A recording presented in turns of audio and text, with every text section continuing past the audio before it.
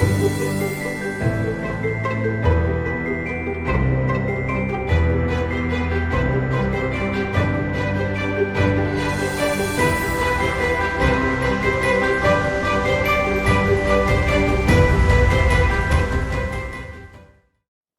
right. As we enter into what we're up to this week, this is the last week we're going to be talking about, well, not the last week we'll be talking about our family values, but this is the last week we're going to be preaching on our family values. And next week we're going to start a sermon series on Elijah, because we're going to go Old Testament prophet, right? So Ryan's going to be preaching that next week. You excited about that, Ryan? All right. So Ryan will be starting that sermon series next week. And if you would do me a favor, be praying for Melody and I.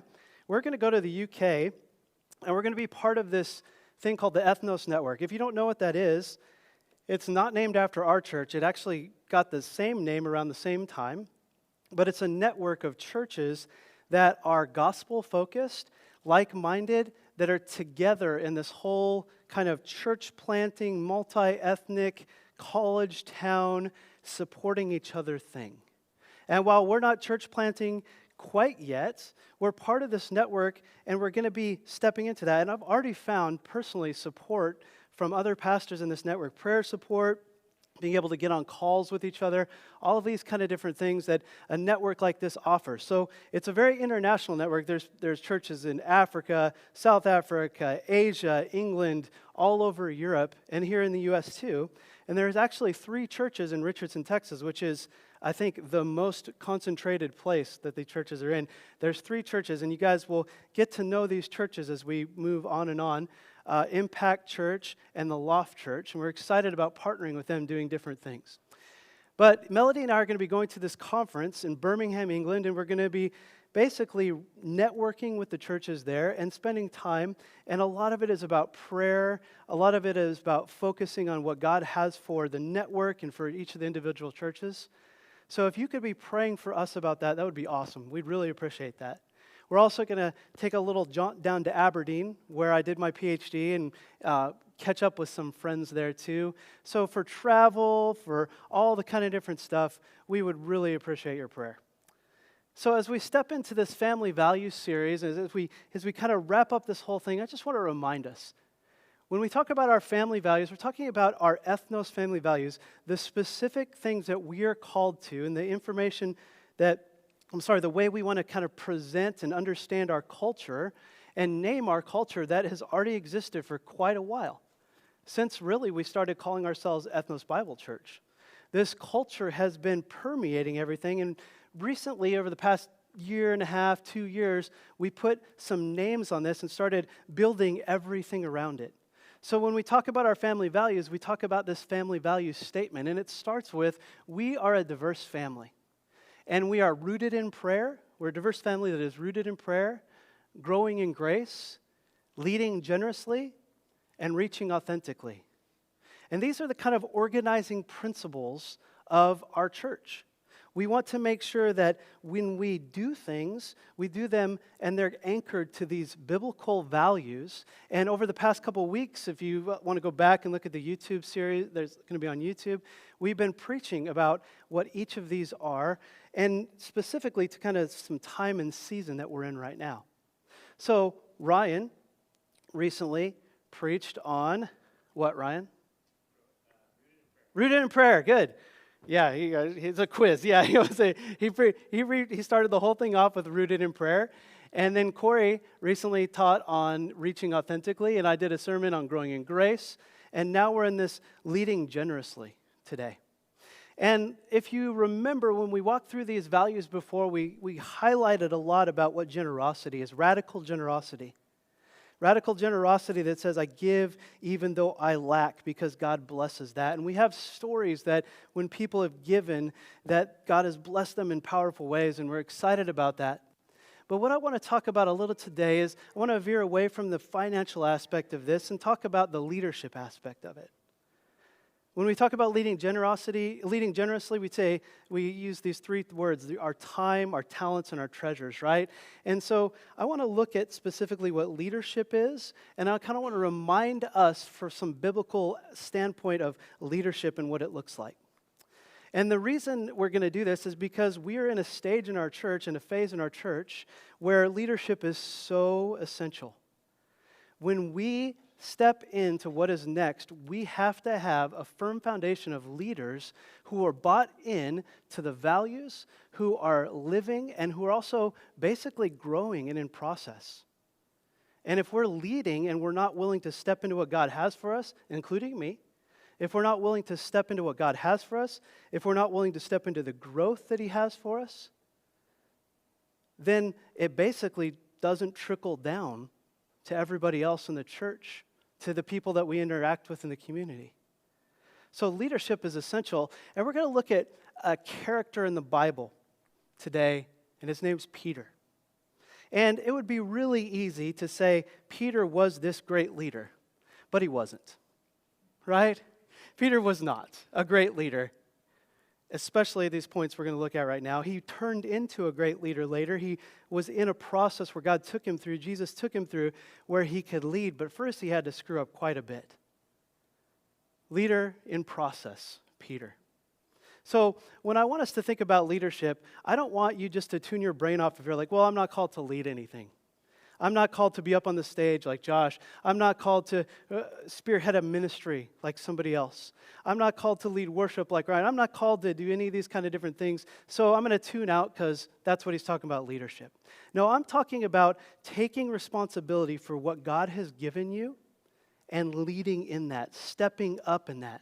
So leaders in your home, leaders at work, leaders at playtime, like playing soccer, leaders in your friendship groups, leading, and rather than just like following, leading in ways that God has called you to do. Maybe it's in the backgrounds. Maybe it's a prayer warrior. Maybe you're the person that cuts vegetables at coffee break.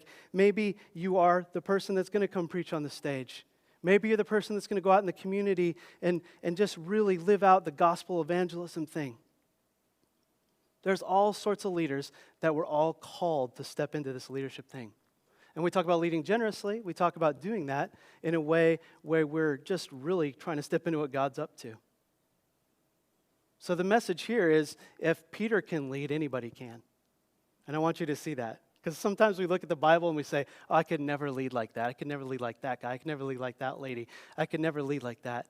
But really, Scripture is full of leaders that the whole point is, if this person can lead, then anybody else can, because God is the one that is doing the things through them. So as we look at Peter, there's a couple different things we need to know about him, just to step into it. He was the original rock. He was called, originally his name was Simon, and Jesus actually changed his name to Peter, which means the rock.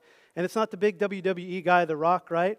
But it was something about Peter that Jesus saw in him, met him where he was at, called him by name, called him his disciple, and renamed him as the rock because of the steadiness, because of the firmness, because of the things that he would turn out to be after he was going through different things in this process.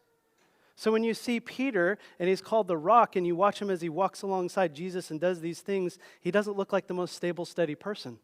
But what he turns into, especially when you go back and you read through the book of Acts and you read through his letters, is a firm rock, a foundation where people are building what's going on in the church around him. The next thing we need to know is he's a central point in Jesus' story. He's one of the main disciples. It's Peter, James, and John, his main disciples, his three among the 12 that were this closest to him. Jesus was right there with, Peter was right there with Jesus constantly. And he is kind of he is like the center point of several different ways where Jesus teaches the people and the disciples around him. He uses Peter as an example, or Peter says something amazing or completely stupid, and Jesus gets an awesome time to teach with that. He also led with his presence. Peter is a very powerful presence. You can kind of see this all through Scripture. You can see how he steps up and steps into these things. And we're just kind of understanding that he was there when Peter was in the room. Everybody knew Peter was in the room. He was a bold speaker. And that comes with the presence because he spoke out and really spoke a lot of the times before he processed things. And sometimes that was good, like when he declares, Jesus, you're the Lord, you're the Savior, you're the Messiah. And sometimes it was bad when he says, no, Jesus, you shouldn't die on the cross. May that never happen. But Jesus always meets Peter where he's at and calls him to be more because he's a leader in process. And really, that is the biggest point we're going to be talking about here, is Peter was a leader that was raw, that was stepping into this whole thing, that messed up. And he was part of this process where Jesus met him where he was at, walked through life with him for 3 years, and then called him to be more. So some of us get this kind of expectation for leadership in our heads, like if somebody's going to lead, they got to be perfect, or they got to be super holy, or they got to be ready. Peter was none of those things. But he was in process. He stepped into that process. So really, if you're willing to step into the process, you're like Peter. You're willing to step in and be met where you're at and called to more. That's exactly what's going on with Peter. So it would be really easy to say, here's some really cool points about Peter. Right? Here's 3 different ways that Peter was a leader that we should all be like. Instead, we're going to do this. We're going to talk about the 3 times Peter denied Jesus. We're going to talk about the most horrible time in Peter's life, where he denies the man, the Messiah, the Son of God that he's been walking alongside for the past 3 years, seen miracles, seen amazing different things, seen healings, not only, in his own life, but in the people around him, that Jesus has done things through him. He's done things in Jesus' name. Jesus has called him and said, you are Peter. You are my disciple. And yet, when the rubber meets the road and the hardest point, Peter denies Jesus. And we're going to look at those 3 denials. And what I want to do is I want to pull out 3 concepts that are going to help us understand what leadership is and what leadership can become. So let me give you a little bit of context to where we're at. When we step into the scripture, we're going to talk to right before Peter denies Jesus 3 times. Peter's been with the disciples for 3 years. He's been with Jesus for 3 years. And right before Jesus is arrested, they're in this garden, and Jesus is praying, and he's saying, God, I know what you have for me. If it's possible, take this cup from me. Because he knows he's about to die. He knows he's about to go through the most agonizing death possible. But he also says, but if it's your will, I'll do it, God. If it's your will, I'll do it, Father. Not my will, but yours be done. And so Jesus is praying, and he's asked the disciples to pray also, right? But do you guys remember what they're doing instead of praying? They're napping, right? They're tired. They've been walking for a while. They can't stay up. They can't pray. So Jesus comes out of this intense prayer time with God, ready to surrender himself, to step into the plan that he and God have made for the redemption of this world. And he sees his disciples sleeping, and he tells them, all right, guys, get up. Can you seriously not just spend a couple moments in prayer? I'm about to go to my death. And then he says, in fact, let's go over here because that's where it's going to happen. That's where I'm going to be betrayed. So Jesus walks over, and he's arrested and betrayed. Judas comes up, gives him the Judas kiss, basically kisses him on the cheek, identifies him as the person that the Jewish people, the people of the temple guards are going to arrest. And Jesus is bound and taken away. And there's a little more to that story we'll dip into as we go. But Peter is right there with Jesus the entire time. And we'll pick up in John 18, chapter 18, verse 15, if you'd like to turn to that with me. John 18, 15. And we'll pick up where Peter is kind of sitting outside this door to the high priest's court. And you kind of get the scene in your head, right? So John, you'll see in a second, John the disciple, right, is connected in some way. It's pretty cool. John knows the high priest knows him. John's family is probably wealthy fishing, like kind of group, right? And he's known. And John actually gets access, the guy who writes this story, gets access to the inner workings of what's going on, to this trial that Jesus faces. It's kind of like a pre-trial, actually. And so Peter, not being known, by the servants, by the high priest, all these kind of different things, gets stuck outside this door. And so we'll pick it up right there, 18, verse 15, and we'll look at Peter's first denial. Now, before we do that, I just want to mention that Peter, anytime, risked losing his life if he didn't deny Jesus. He could have been killed. He could have been captured right alongside of him. So Peter's life was in danger. So all of these things were issues of life and death. But you have a picture of Peter denying, and actually John not denying. And John still walks out of it. But something's going on, we'll see, with Peter as we step into it. So let's step into Peter's first denial. And one of the interesting things about this text is John represents this as happening, all these denials happening by a charcoal fire. By a fire where people are warming themselves. So think of like a barrel fire out in the middle where it's just got a fire in it and people are standing around, warming their hands. That's kind of what was happening with these braziers back in the day. So not only does Peter deny Jesus by this charcoal fire, but John is very careful to later, when he talks about how Jesus restored Peter, to say it happened by a charcoal fire. Pretty cool. We'll see that in a second. So these are Peter's denials by the charcoal fire. So let's start in verse 15, and we'll go through 18. Simon Peter followed Jesus. So did another disciple. So John, who's writing this book, is talking about what he's doing too, but he's using language that doesn't kind of identify him in a way that he calls himself the disciple that Jesus loves. So the people that knew who he was identified him and things like that, but he talks about himself in the third person a bit. Since that disciple was known to the high priest, which is John, he entered with Jesus into the courtyard of the high priest. But Peter stood outside the door, right? So we have a picture of John going in, Peter getting stuck outside. So the other disciple, who was known to the high priest, which is John, went out and spoke to the servant girl who kept watch at the door and brought Peter in. So we have a picture of John saying, hey, my buddy is stuck out there. Right? John, who's identified himself as a disciple of Jesus, is following Jesus, walking with him, even during this trial, even during this struggle, says, hey, another disciple of Jesus is out there, stuck outside the door. So the servant girl, he sends the servant girl to let Peter in. And you see in verse 17, the servant girl at the door said to Peter, you also are not one of this man's disciples, are you? He said, I am not. So the servant girl, who's got word from John that his buddy, the other disciple of Jesus, is stuck outside the door, walks over and says, hey, aren't you one of those disciples? Peter says right away, I'm not. But you see the picture of her letting him in anyway, right? That's the first denial that Peter made. He basically says, she asks him very point blank, and he says, I am not. So the first denial, I think we'll see, is that Peter fears being known as Jesus' disciple, right? There's a lot of knowing language here.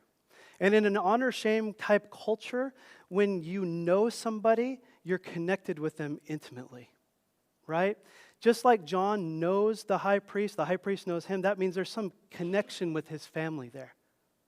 So John is very careful to talk about and use knowing language in this honor-shame culture. And it really, who you know in this culture has a lot to do with how you're connected, the influence and the power that you have. So Peter, denying knowing Jesus, denying being Jesus' disciple, is denying a lot more than just a quick, no, that's not me. He's denying the relational connectedness he has with Jesus. He's denying the fact that Jesus has called him. He's denying the fact that Jesus has not only called him as his disciple, but he's changed his name. He's denying the fact that he's been with Jesus through all of these things. Because if you are known in this culture, you carry that person's name. Because if you are known in this culture, you are associated with that person, not only just as buddies, but your very identity is associated. Especially if you're a disciple of somebody. You carry that person's name. And immediately Peter says, I don't know. I'm not him, not me. He chooses not to be known because he's afraid. He chooses not to be known because he doesn't really know what's going on. He doesn't know what's going to happen. He doesn't know how this is all going to pan out. There's uncertainty to the point where he says, I am not sure, so I'm going to deny. And he denies Jesus there. And by denying Jesus, he also denies association with John and the disciples and all these kind of different things. And his buddies, his crew, his people that he's been with for the past 3 years. He's people that they've strived together. They've built ministry together. They've done things that are impossible together. And they've suffered hardships and trials and struggles and fought power and all these kind of different things and seen Satan and demons and all these kind of things cast out. And he denies all of that with a simple, nope, not me. So he denies Jesus, but he also denies association with the other disciples. His calling to be part of something bigger that Jesus has represented because of uncertainty. Being known is about identity. Being known is about understanding who we are. Being known is about understanding not just who we are, but who we are because God says who we are. And we've talked several times about this, about how our identity can't be placed in ourselves. Our identity can't be placed in this world. Our identity has to be placed in God, who says who we are. Otherwise, we get all muddled up. Otherwise, we lose connectedness to God and each other. Otherwise, we get shaken and sway, and we don't grow. So a thought that comes with this, when we think about leading generously, is we can't live in fear of being known. We can't live in fear of being known like Peter did. We can't live in fear of uncertainty. We can't live in fear of not knowing how things are going to turn out. We can't live in fear of what the world has to offer or missing out on what the world has to offer. We can't live in fear because we are no longer slaves to fear. We talk about that. We can't live in fear because Jesus says there is no condemnation for the people that follow me. We can't live in fear because the indwelling presence of the Holy Spirit won't allow us to live in fear and be comfortable and be effective. So if we're thinking about leading generously, we need to be thinking about what is keeping us from being known and knowing ourselves and who we truly are and who God says we are. We'll talk more about that in a second. Peter's second denial happens right after he walks in and he goes and he stands next to this charcoal fire. And he stands next to this charcoal fire, and what we have to understand is if you've seen plays or movies or shows that represent this, sometimes it's like, hey, the high priest is over here, right? And he's got Jesus right here. And the charcoal fire, I'm going to go off camera if it's fun, is way over here. And so they're just hearing what's going on, right? That's kind of the picture we put in our heads. But it's not true, and you'll see why. It's not true because if you kind of imagine what's happening, the high priest is right here, Jesus is right here, and the soldiers are right here, and the people warming themselves are right here within arm's length of what's happening. It's really important as we see this. Set the stage for you. John 18 through 24, we'll start there. Now the servants and officers had made a charcoal fire because it was cold, and they were standing there and warming themselves. Peter also was with them, standing and warming himself. The high priest then questioned Jesus about his disciples and teachings. So Peter, in proximity to what is happening, not only within earshot, but right there, is standing with soldiers and servants, right? He's standing with them. And the high priest and his kind of cronies start asking Jesus not only about what he's been teaching, but about who his disciples are. And that's really important. because you will see in a second how Peter misses an opportunity to be a witness for Jesus, and how a soldier takes the opportunity in a different way. So Jesus answered him, and he said, I have spoken openly to the world. I have always taught in synagogues and in the temple, where all Jews come together. I have said nothing in secret. Why do you ask me? Ask those who have heard me what I said to them. They know what I said. Now, Jesus is not evoking witnesses of a bunch of people out there. Go find out who is the most intimate person that knows what he says in that moment, who has been with him the entire time, who could serve as a witness for him in this very moment. Peter, he's right there, right? What Jesus is doing here is he's calling and he's saying, they know what I said, they've been with me, this person right here, and he's giving Peter an opportunity to be a witness for him. And we'll see, Peter doesn't take it. And when he had said these things, one of the officers standing by struck Jesus with his hand, saying, Is that how you answer the high priest? Jesus answered him and said, If what I said is wrong, bear witness about the wrong. But if what I said is right, why do you strike me?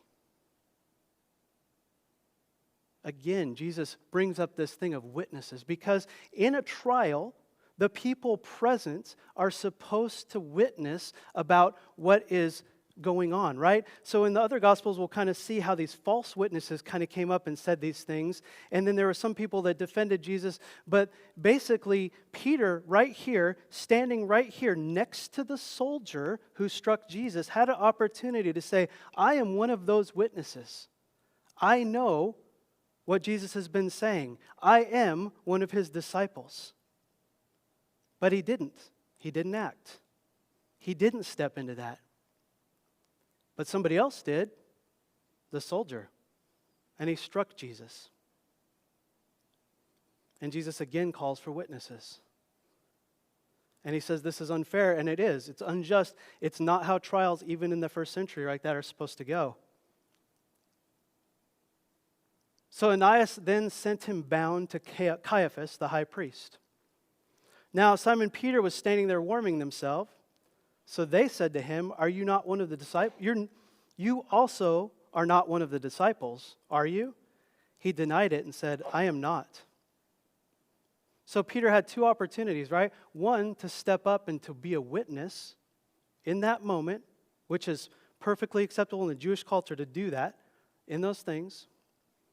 And two, when he's asked point blank, are you one of the disciples? He denies Jesus again. So I would say that Peter fears the denial. The second denial is Peter fears being heard as Jesus' witness. Now, when you think about it, would his testimony have mattered? Maybe, maybe not. But does that matter? What matters is he had the moment to step up. What matters is he had the moment to be a witness. What matters is he had the moment even afterwards when they ask him, are you one of the disciples? To say, actually, this is an unfair thing. Yes, I am, and I've heard what's going on. But he doesn't.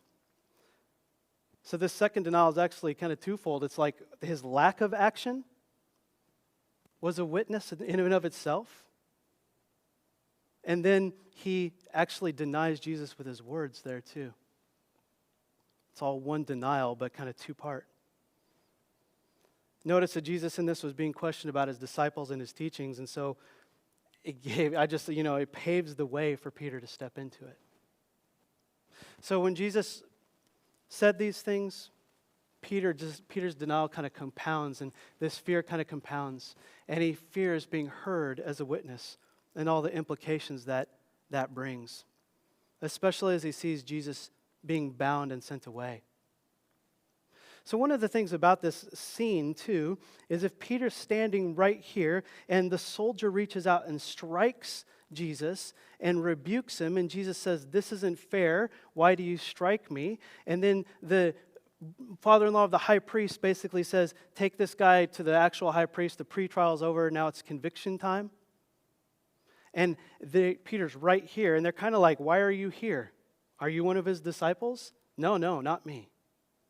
So there's a picture of Jesus being bound and led out. And Peter, they're turning to Peter and saying, not just the people in the fire, like the father-in-law of the high priest and everybody are saying, "Are you one of them too?" And there's a fear that comes with that he knows at this point, pain, junk, stuff is coming if he says yes.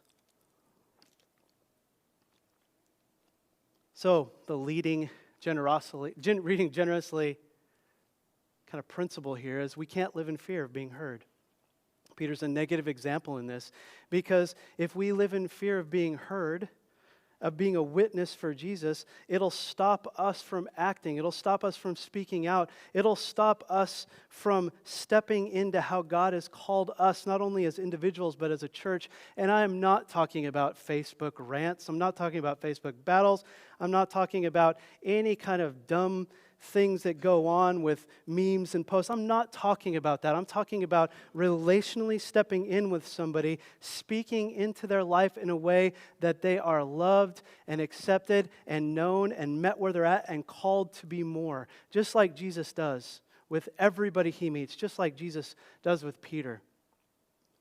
But I think some people might take this in a way that says, "Oh, that gives me license to go be an idiot online." Right? Or that gives me license to say crap that is not really loving or helpful, but it's true. But that's not what's going on here. Stepping out and speaking and being heard as a witness for Jesus is always supposed to be relational. And it's always stepping in and living for Jesus and following his radical teachings versus what the world has to offer. Because let's just be honest, the teachings of Jesus are radical today. They were radical back in the day too, but they are radical today. The teachings about gender, the teachings about abortion, the teachings about violence, the teachings about governmental power, the teachings about race and justice are radical. And we can't pick and choose which teachings we want to follow or be witness to. We can't pick and choose. If we're followers of Jesus, if we are stepping in and we're leading, if we're going to be used in a powerful way, we have to be willing to be speaking in those moments when it would be easier or safer to be quiet. We have to be willing to step in and be a witness for Jesus. And guess what? That is going to go against culture, that is going to go against society, that is going to go against the world. One of the groups that's doing this is one of the groups we support. And this is a very extreme example, and if you have had kind of any trauma or anything that might kind of trigger you with this whole death, destruction, war, all that kind of different things, just right now is a great time just to step out, because this is going to get kind of messy. And I want us to be aware of it, but it's a group that we support called Burma Rangers. We support this group who's doing some excellent work in Myanmar and Burma. And they're basically out there cataloging human atrocities that are committed against this people group, these refugees, these people that have no power and are rounded up into camps and basically left to starve and die and not taken care of. And it really depends on other agencies to kind of come in and help them. People that are being displaced just because of their ethnic background. And so these Burma Rangers, they go and they tromp around the jungles with these soldiers, and they start documenting these atrocities and giving them letting the world know. And trying to create safety for the people there. And just recently, we've seen a lot of stuff in the news recently with war and violence and all these kind of different things, but we may have missed this. Just recently, on October 14th, the Burma Army launched 2 bombs that hit this internally displaced persons camp. It's a refugee camp within the jungle right there. The Army launched 2 bombs in there. This is supposed to be a safe place. This is supposed to be a place where they've been pushed and kind of herded in that area, so they're out of the way. And the Burma Army launched 2 bombs into it, killing 29 people and wounding 57 others. Destroying houses and buildings. And these aren't just soldiers and men, because these are displaced people. These are women and children. And he sent us, our guy Dave Eubanks sent us a couple other different photos that I won't show here today because they're very graphic. But I wanted you to get the gist of that used to be a town, and it's not anymore. And some of that rubble in there are actually bodies. And at the count at the end, this is kind of what happened. There was a nursery school, there was a middle school, there was a church. They were all destroyed. And so the Burma Rangers are on the ground there. They're documenting this stuff. They are saying, United Nations, the world, there are atrocities happening here that you're not aware of because nobody else is paying attention to these jungles and these remote, isolated areas. And these are one of the missionaries we support.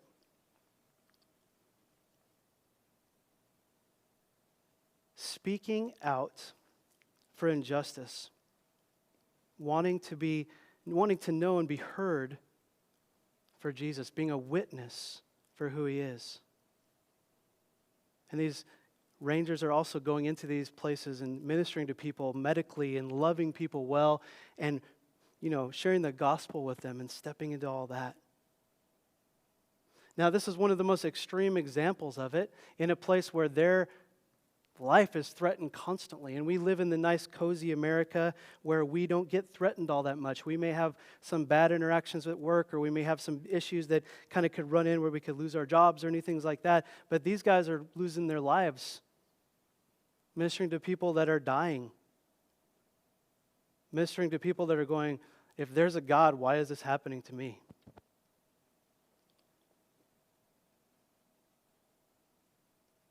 Witnessing for Jesus is a dangerous thing, but we cannot live in fear of being heard.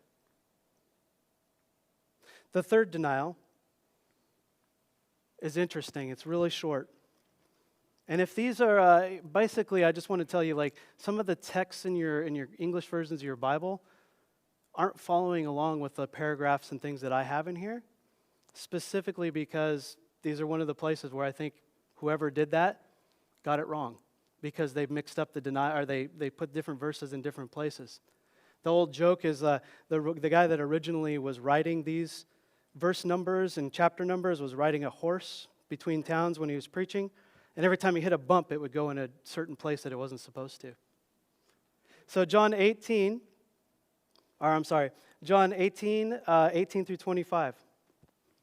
One of the servants of the high priest, a relative of the man whose ear Peter had cut off, asked, "Did I not see you in the garden with him?"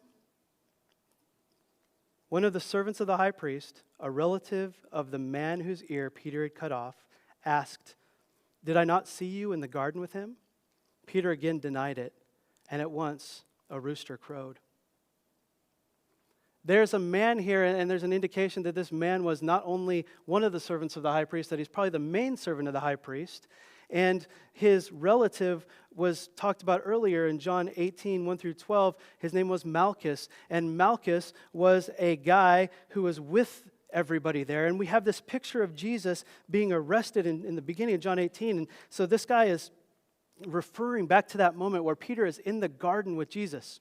And what happened in the garden with Jesus is really important for context, because in the garden, John talks about this. Jesus walks towards the people that are going to betray and arrest him. When they ask him who he is, he says, "It's me." And when they ask him again and they threaten to arrest him, he says, I am. Just like he says in John 8. Just like Yahweh says, my name is my name. He says, I am. And when he says, I am, it's a picture. The picture that happens in John is the people that came to arrest him were thrown back and fell on their knees because of the power of the words that Jesus used in that moment, declaring who he was. And then Jesus was still willing to be arrested. But guess what happens during that time? Jesus says, I am. They blown back, they fall on their knees, and Peter sees an opportunity, and he takes it. And what does he do? He pulls his sword, and he runs at the guy, and he chops his ear off. Now, we sometimes look at this thing, and we go, oh, Peter, he meant well. He was defending Jesus. Oh, they're all going to pull swords, but Jesus is like, no, guys, don't pull swords. My time has come. No, here's what's happening. Peter acts in a cowardly manner and hits a guy while he's down. There was no duel. There was no get up. There was no, I did, take my sword. Oh, no, I'm left-handed. There was none of this kind of different stuff. There wasn't, it's but a scratch. Let's keep going. None of this kind of stuff. Peter actually, the guy was down, knocked down, dazed, and messed up, and Peter went and chopped his ear off. And he was probably aiming at his head. Peter also probably wasn't good with a sword, obviously, right? But it's a cowardly act, and it's an act of emotion, and it's an act that he is not paying attention because Jesus has said, hey, I have prayed about this. My time has come. When it happens, let it happen because this is how I save the world. But Peter didn't want that. Peter didn't think about that. Peter's emotions overrode whatever was going on, and he acted out. And he acted out as a coward. And here he is, in this moment, denying Jesus again, fearing accountability for his actions, fearing to be accountable for his actions. Because when this guy references Peter being in the garden, he's insinuating that Peter is the guy who got the sword and went after him, went after his relative. And Peter doesn't want to take responsibility because in that time, immediately arrested for sedition, arrested for attacking and all these kind of different things. And the neat thing about this is Jesus healed the guy and kind of erased the evidence of what Peter did. But Peter here acts cowardly and does not want to take accountability for his actions. As leaders, we cannot live in fear of messing up. We cannot live in fear of messing up. Because there's forgiveness, because there's mercy, because there's grace, because we all mess up, because we're all in process. Peter feared the consequences, and it brought a lot of shame on him. And it caused him to deny Jesus. But we, as leaders, cannot live in the fear of messing up. I think this is one of the most crazy, real things that anybody is going to lead. I'm not worthy. I'm not enough. I'll mess up. I have messed up in the past. But Peter is an example of what not to do. Because we know and we'll see that Peter is restored by Jesus despite the fact that he messed up, despite the fact that he was supposed to be the leader, despite the fact that he was the guy that Jesus was building the church on, despite the fact that Jesus himself had called Peter and he denies him.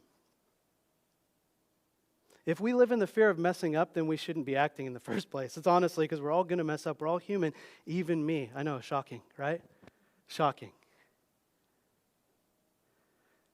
So I want to leave you with that. And I want to challenge you. Because this is kind of unresolved. We've seen 3 different places where Peter's denied Jesus. We've seen the places that kind of call us to be leaders and to not do the same thing. But the resolution happens in John 21, 15 through 19, where Jesus 3 times asked Peter, "Do you love me?" And Peter says, "Lord, you know that I love you." 3 times, Jesus asks him and restores him for each of the denials that he does. 3 times. Because Peter denied Jesus 3 times, Jesus restores him. And the thing he tells him when he restores him, the things he says, feed my lambs. Watch after the little, younger Christians that are just getting there. They're just starting in this whole process. He says, tend my sheep. He says, shepherd them, take care of them, love them, protect them. And he says, feed my sheep, nourish them, care for them, guide them. So I'm going to challenge you this week to go read John 21, 15 through 19. And I want you to think about the 3 denials that Peter denied Jesus. And I want you to think about the 3 ways that Jesus restored him. And I want you to think about your fears when it comes to leadership. Because if God is calling you to lead generously, if God is calling you to step into this leadership thing, if God is calling you to step into what He has for you, He has got you in a process where you will go through, you will fail, you will mess up, you will be restored, people will walk with you. Do not be afraid. Look at Peter. Look at what happened with him. 3 denials of Jesus. Real strong denials that have to do with identity and everything else. But Jesus still comes back and restores him, just like He can restore us too. So we're out of time, but I want to pray for us real quick. And I want to remind us that as we step into what's next with Ethnos, as we look at what God is calling us to do, we need people that are not afraid to lead. Not afraid to be real, not afraid to be vulnerable, not afraid to be known, and not afraid to mess up.